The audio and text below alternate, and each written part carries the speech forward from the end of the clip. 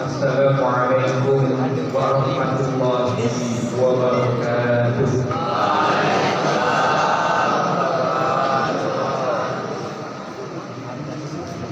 Alhamdulillah hamdan kama amar, hamdan yuwafi ni'amahu wa yukafi mazidah.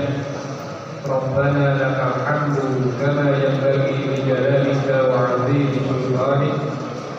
Asyhadu an la ilaha illallah wa asyhadu anna Muhammadan 'abduhu wa rasuluh.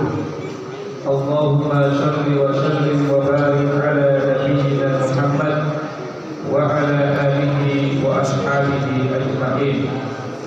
Allahumma inna nas'aluka al-'afwa wal 'afiyah fid dunya wal akhirah.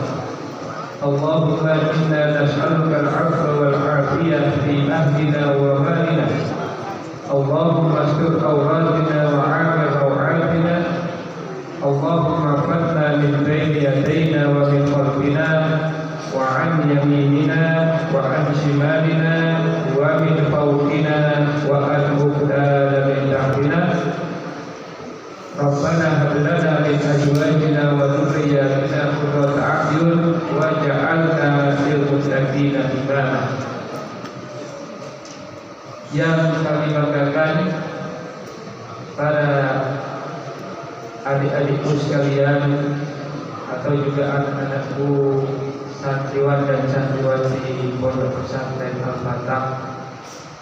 Pertama-tama dan yang paling utama, marilah kita memanjatkan rasa syukur kita kehadirat Allah Subhanahu wa taala atas nikmat-nikmat yang diberikan oleh Allah kepada kita sekalian. Di antaranya adalah nikmat kita bisa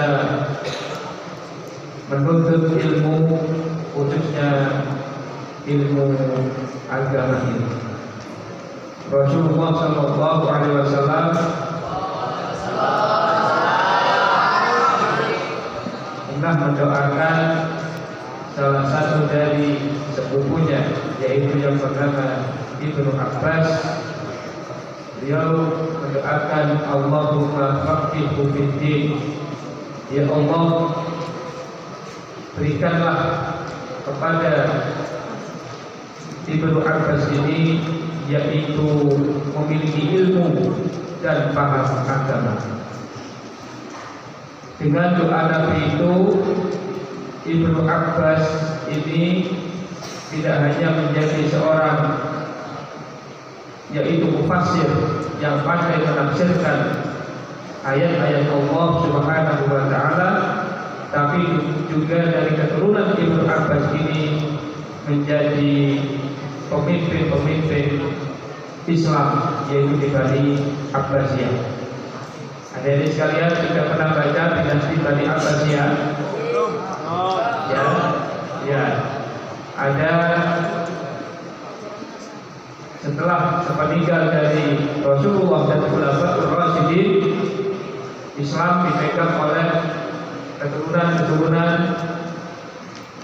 baik itu keturunannya dari Bani Hashim, yaitu keturunan dari Nabi Muhammad, maupun keturunan dari Muawiyah. Keturunan dari Muawiyah itu menelurkan pemimpin-pemimpin yang disebut dengan Bani Umayyah, yaitu pemimpin Islam kurang lebih 100 tahun atau 200 tahun. Kemudian digantikan oleh keturunannya Ibnu Abbas, yaitu yang didoakan tadi, dan itu adalah anak pamannya tadi, memimpin Islam, kejayaan Islam kurang lebih 400 hingga 500 tahun. Jadi keturunan-keturunannya semuanya jadi kepala negara semuanya, yang menjadi pemimpin-pemimpin yang luar biasa. Ada yang disebut dengan dinasti Bani Abbasiyah. Ada kemudian dinasti Fatimiyah, ya, keturunan dari Fatimah, dinasti Fatimiyah, yaitu yang ada di Mesir, ya, yang kemudian muncul, yaitu Universitas Al-Azhar yang sampai sekarang ada. Ya, Jadi itu adalah berkat mereka menuntut ilmu. Jadi alhamdulillah kita semuanya diberikan kesempatan oleh Allah untuk menuntut ilmu. Alhamdulillah. Mari kita berdoa bersama-sama, tirukan doa yang saya ajarkan ini. Bismillahirrahmanirrahim. Bismillahirrahmanirrahim. Allahumma faqihna fid-din wa 'allimna at-ta'wil. Allahumma faqihna fid-din wa 'allimna at-ta'wil. Allahumma faqihna fid-din wa 'allimna at-ta'wil. Ya Allah, fahamkanlah kami tentang ilmu agama dan berilah kami pengetahuan untuk mentakwil. Ya, jadi ayat-ayat Al-Quran itu banyak ayat-ayat yang masih bermakna secara global. Jadi perlu ditakwil, perlu dijelaskan. Ya. Hadirin sekalian yang dirahmati oleh Allah, pada kesempatan ini Ustaz akan menyampaikan yaitu tentang urgensi adab seorang murid terhadap guru di dalam menuntut ilmu. Ya, ditulis apa? Urgensi adab seorang murid terhadap guru di dalam menuntut ilmu.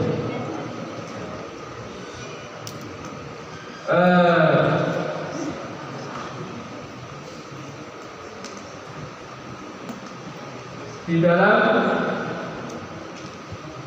sebuah kitab yang disusun oleh Imam Al-Ghazali,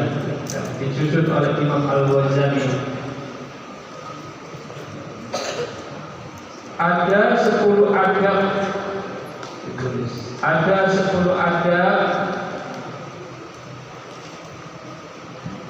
yang harus dimiliki seorang murid kepada gurunya. Menurut beliau, antara seorang murid dan seorang guru itu harus melakukan interaksi atau komunikasi. Benar tidak? Jadi seorang murid kepada guru itu diperlukan adanya sebuah komunikasi, interaksi, ya, yaitu komunikasi. Karena itu, ya, seorang murid dianjurkan untuk memiliki adab-adab di dalam berinteraksi kepada gurunya. Jadi tidak boleh kemudian seorang murid itu diam saja, juga tidak boleh. Atau guru juga hanya sekedar mengajar tanpa memperhatikan murid, tanpa memperhatikan muridnya ini ngantuk apa tidak. Ya, termasuk muridnya juga tidak perhatian kepada apa yang disampaikan guru, sehingga yang disampaikan itu tidak masuk ke dalam pikirannya, ilmunya tidak masuk. Maka inilah yang dimaksud dengan ilmunya tidak berkah.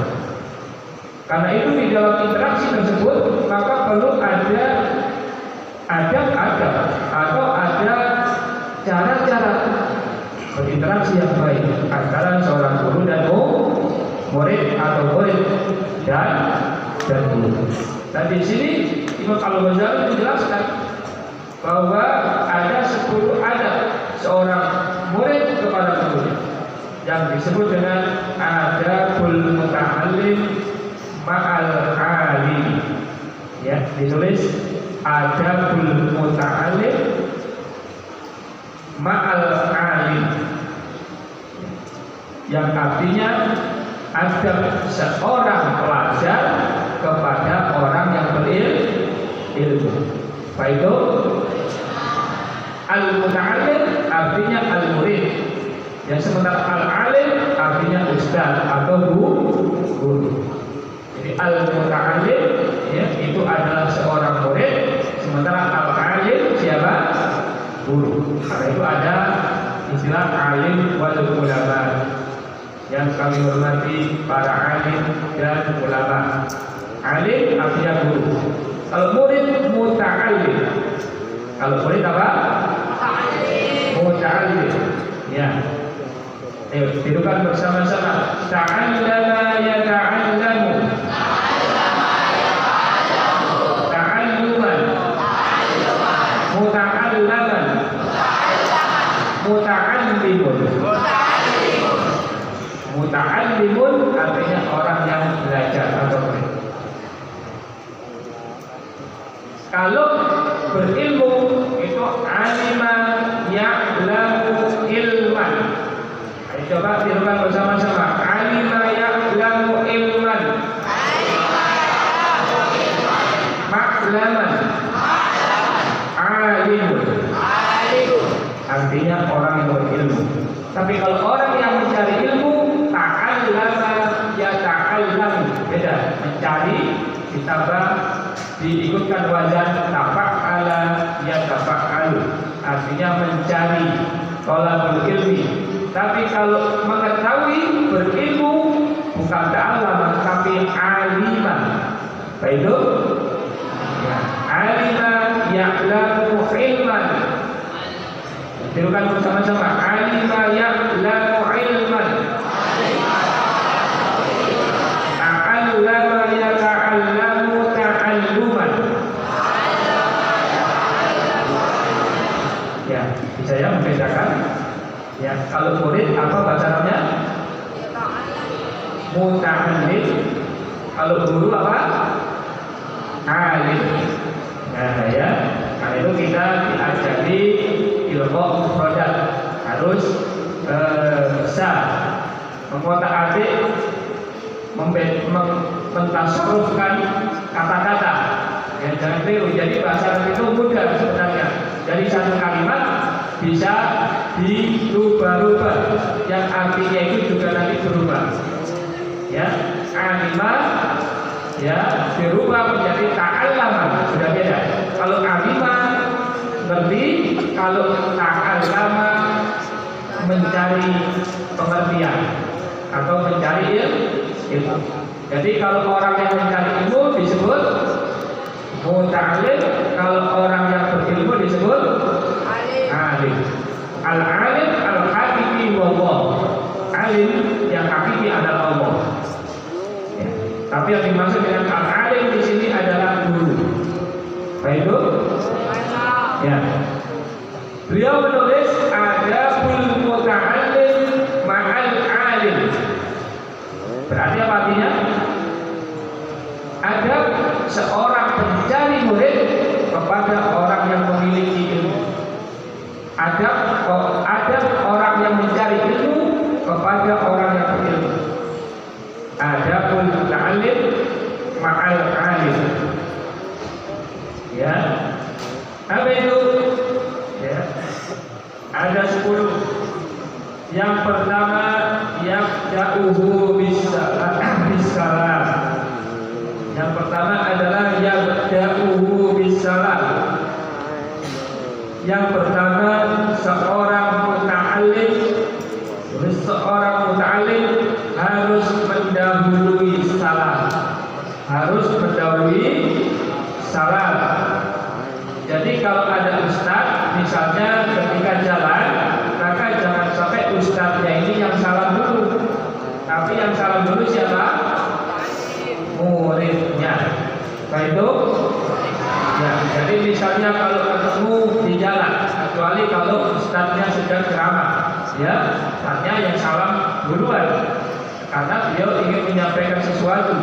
Ya, tapi kalau ketika ya seorang murid misalnya berhadapan sendiri, ya, kemudian bertemu, maka seorang murid itu yang harus mendahului apa?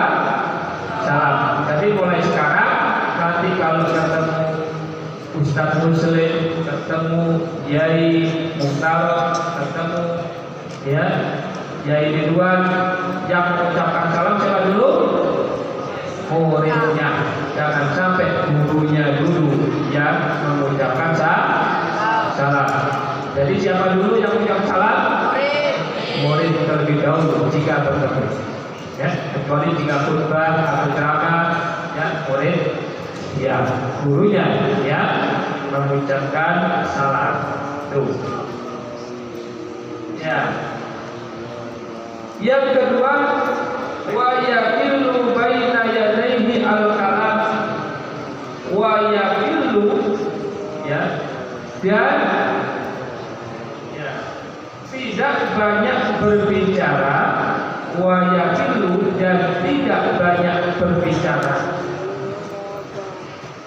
Baina yadayhi, ketika ada di depannya, bil kalami, dengan ucapan-ucapan. Jadi ketika seorang murid itu berada di depan guru, seorang murid itu tidak boleh banyak bicara. Yang penting diam. Yang penting diam.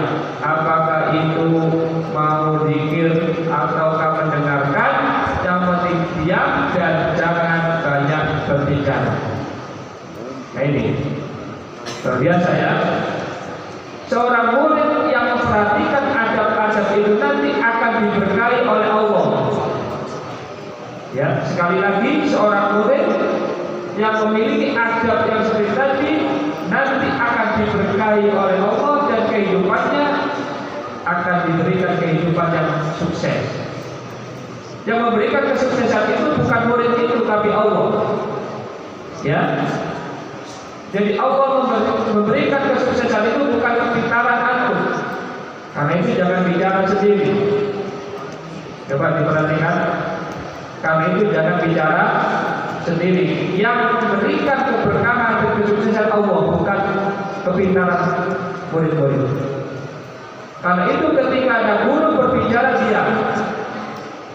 Kenapa? Yang memberikan ilmu, memberikan cahaya di hati kalian Allah. Ya, yang penting diam. Kalau dia ada tahu-tahu besok keterima ke kedokteran, ya, yang diam dan beradab tahu-tahu besok, ya, keterima menjadi pembimbing haji dan umroh. Tahu-tahu keterima pegawai negeri. Amin. Tahu-tahu ya dapat kabar bahwa ya berhasil. Ya. Tapi yang ngomong sendiri kelihatannya pintar, ya. Tapi tahu-tahu gagal, jeblok. Ya, kenapa? Karena Allah tidak ridho. Karena Allah tidak memberikan rahmat kepadanya. Ya, maka kalau ingin berhasil, yang penting sabar dan siap dan mengikuti adab-adab yang disampaikan oleh adab-adab di depan guru. Jadi yang pertama apa tadi? Menjauhi salam. Siapa yang nanti daulang salam ketemu ustadznya, tahu-tahu besok keterima ke depan. Amin ya rabbal alamin. Tahu-tahu keterima masuk ke perawatan. Ya. Tahu-tahu diterima di Al-Azhar. Siapa yang memberikan keberhasilan itu? Apakah diri kalian? Tidak. Allah yang kasih. Ustaz Fauzan kemarin yang ditelepon ya dari murid Ustaz Fauzan dari apakah? Yaitu dia alumni tahun 2018, sekarang sudah diterima di kerajaan Saudi Arabia. Masya Allah. Sudah selesai S1 dan sekarang menjadi pegawai kerajaan di Museum Mekah dan Madinah yang ada di Saudi Arabia. Alhamdulillah. Nah, saya tahu anaknya itu memang tawadhu, ya, anaknya tawadhu. Ya. Berikutnya yang ketiga, Ya, adab yang ketiga adalah ya wala yaqulu wa yaqumu lahu idza qama. Yang ketiga ditulis wa yaqumu lahu idza qama, dan dia berdiri ketika guru itu berdiri. Ya, coba bayangkan. Jadi guru itu ketika berdiri, maka muridnya itu langsung berdiri. Itu cara menghormati guru. Maka kalau ada guru misalnya jalan, jangan kalian duduk enak-enak, jangan. Tapi kalian perhatikan guru yang datang tadi. Ya, paling tidak kalian harus memperhatikan yang datang itu siapa. Itu orang lain apa guru antum. Kalau dia itu guru antum, maka antum lihat dia dan antum berdiri saja, tidak perlu ngasih uang, tidak apa-apa. Itu ya, tidak perlu ngasih ya sesuatu, tapi cukup kalian berdiri, itu dia sudah senang. Dan dengan senangnya seorang guru kepada muridnya tadi, maka dia akan mendoakan. Ya, pernah suatu ketika ada seorang anak kecil yang dititipkan ibunya di rumahnya Rasulullah. Dia adalah bernama Anas bin Malik. Ada seorang anak kecil yang dititipkan ibunya kepada Rasulullah bernama Anas bin Malik. Anas bin Malik ini anak kecil, tapi dia selalu meladeni Rasulullah. Kata ibunya, ya Rasulullah, aku titipkan anakku ini di rumahmu. Engkau suruh apa saja tidak apa-apa. Ya, engkau suruh apa saja, suruh nyapu, ya, disuruh ngambil air minum, tidak apa-apa. Akhirnya Anas bin Malik ini tinggal dengan Rasulullah, dan bagiannya Anas bin Malik ini adalah ngisi kamar mandinya Nabi. Jadi Nabi itu punya bak ya buat mandi. Anas bin Malik ini selalu ngisi airnya Rasulullah. Suatu ketika Rasulullah kaget ketika dia dari masuk kamar mandi, kok sudah ada air ya. Akhirnya Nabi tanya pada istrinya, wahai istriku, siapa yang mengisi air di tiwanku ini?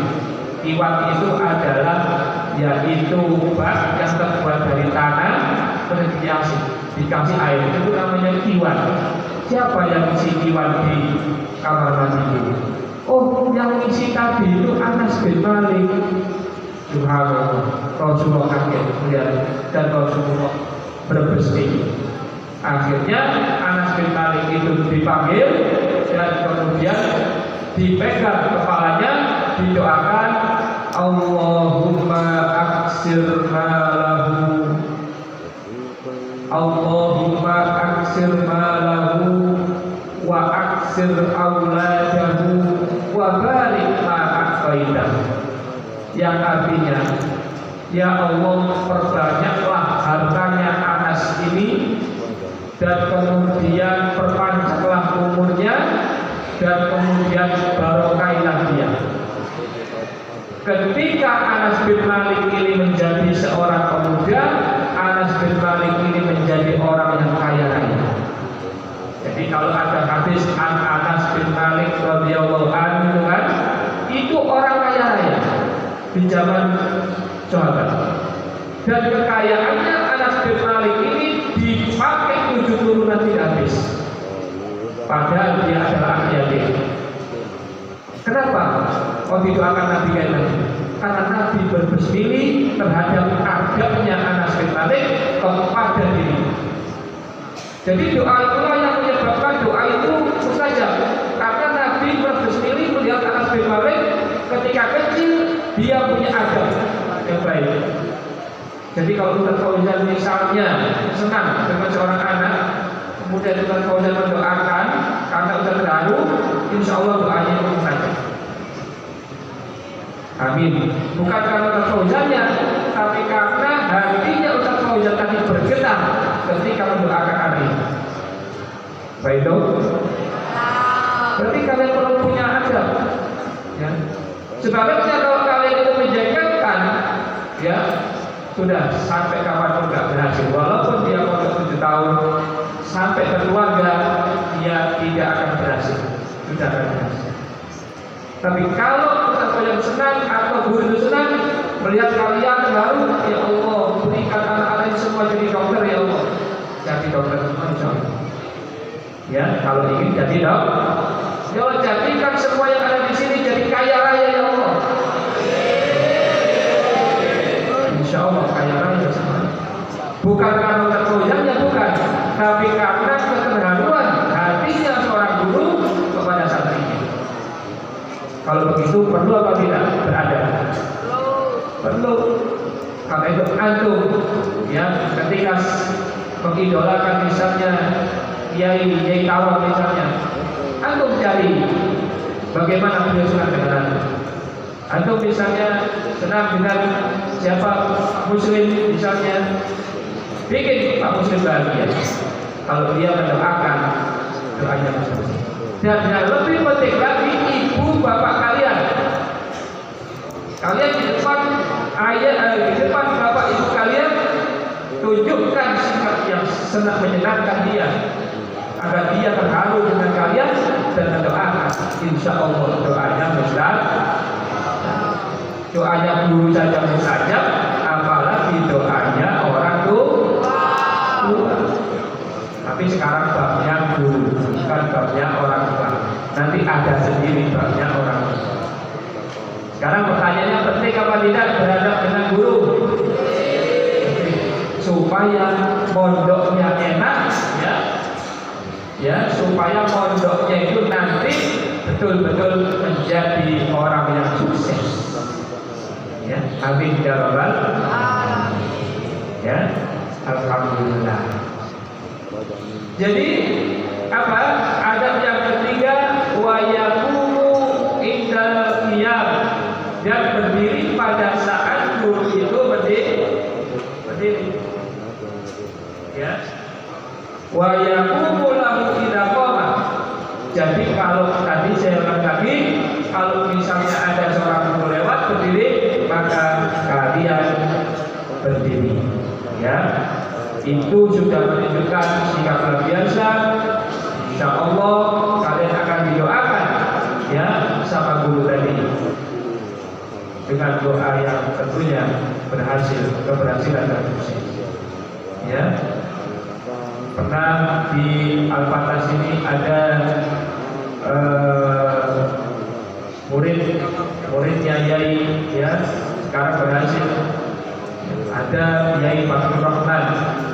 Ya, beliau punya murid banyak dalam mendirikan pesantren besar. Dulu juga begitu mengabdi kepada Pak Yai. Ya, Pak Fathur Rahman itu dulu kemana-mana ya melayani Pak Yai. Pak Yai menyuruh ke Mojokerto, berangkat ke Mojokerto. Ya, ada muridnya Pak Yai namanya Pak Abu Maskur. Ya, kalau Pak Abu ya jam 12 malam Pak Yai minta sayurnya supaya diganti, diperbaiki. Sayurnya jam 12 malam langsung diganti. Sekarang Pak Abu juga ya menjadi seorang kiai. Bayangkan, ya. Jadi seperti itu. Ya, mudah-mudahan ya seperti satu Al-Fatah nanti banyak yang jadi orang-orang besar. Amin. Orang-orang hebat. Amin. Ya Rabbal. Senang jadi orang hebat? Alhamdulillah. Insyaallah ya. Itu yang berapa tadi? 3. Ayo diperhatikan. Berapa? Nah.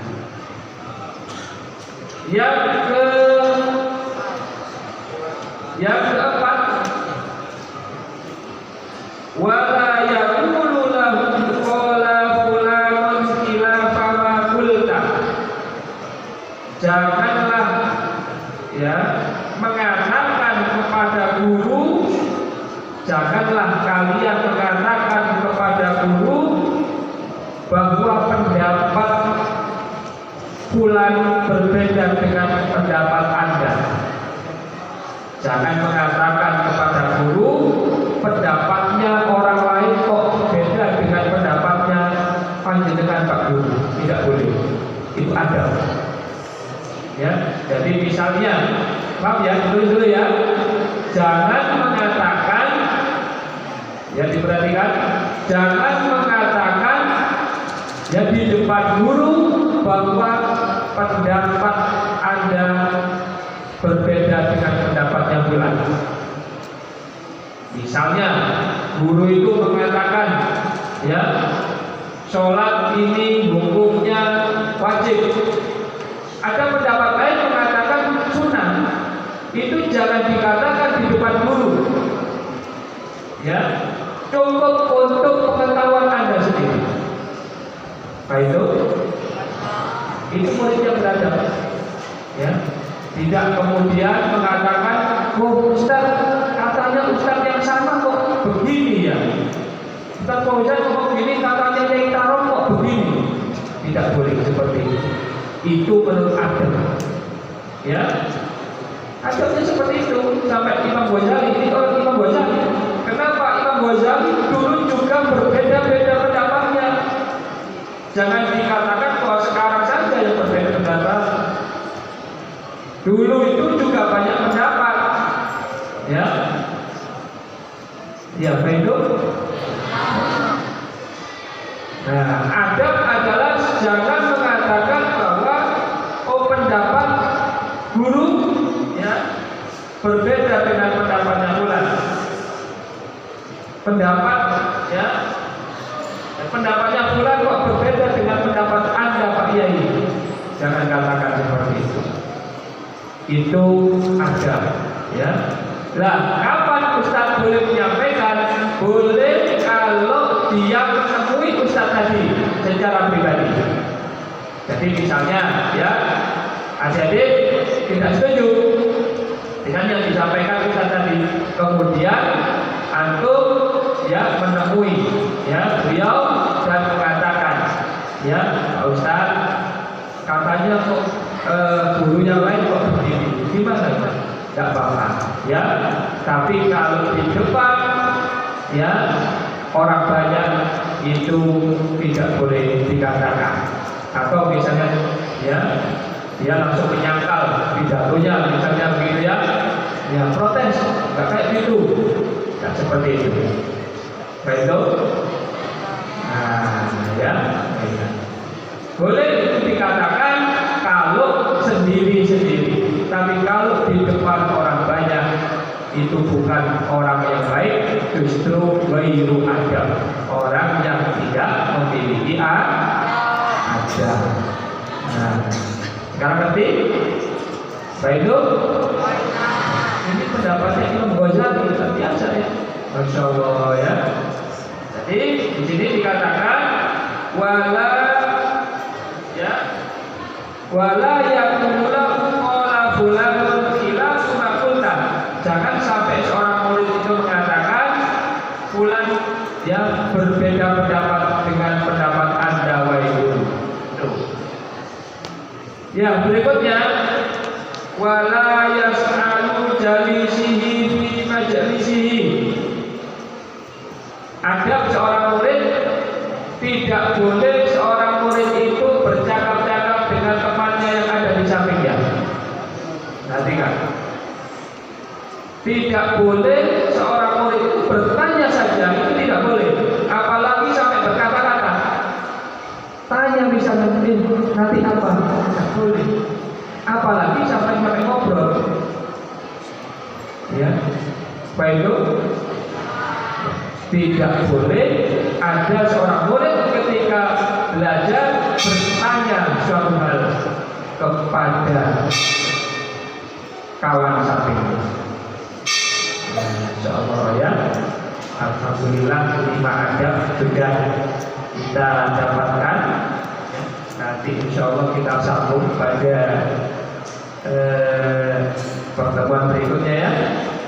Mudah-mudahan antum semuanya menjadi orang-orang hebat nanti ya. dan senantiasa diberikan kemudahan oleh Allah Subhanahu wa taala.